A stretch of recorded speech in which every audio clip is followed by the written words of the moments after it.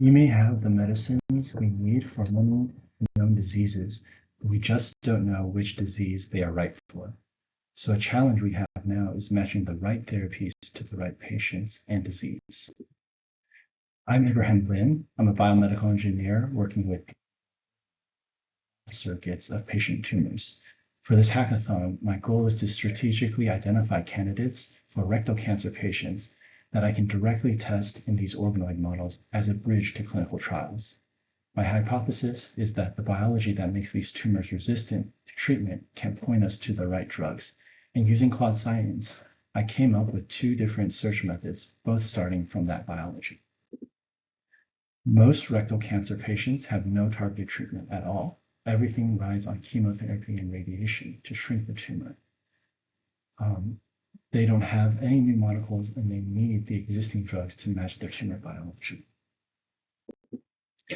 I started from what makes these tumors resistant to treatment. The genes switch on in patients who don't respond. Then I searched for drugs two separate ways. One by what a drug is designed to hit, and one by what it actually grabs onto in the lab. Same starting biology both times. Together, they flagged 287 drugs, which meant weaving together 11 public databases, from patient data to drug target measurements to safety records.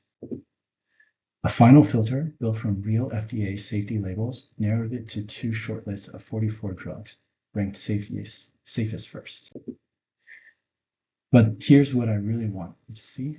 I didn't just run one analysis in Claude, I ran the entire scientific process. I used Claude to plan the project from a single clinical question, build the two search engines, pull together all 11 data sets, reason through the hard methodology choices, and write the first draft of the paper. Then the part that matters most, I turned Claude on my own work as a tough peer reviewer, and it found the real weak spots where my claims outran evidence. I used it again to fix them, rebuild my figures, and then tighten every claim. So really from the question, design, data, draft, review, revision, for loop of science. And this is where the real test begins. These tumors carry no genetic flag telling you which drugs to use. So you have to test the drugs on the tumors themselves. So a short list goes into the living biobank grown from over 400 cancer patients, screening the exact drugs my analysis picked. The lab will be the judge, and my computation just made it focused instead of shots in the dark. So if the drug we need already exists, this is how we find it, one research, and then finding the candidates that we can then test in the organoid models and eventually move into real patients.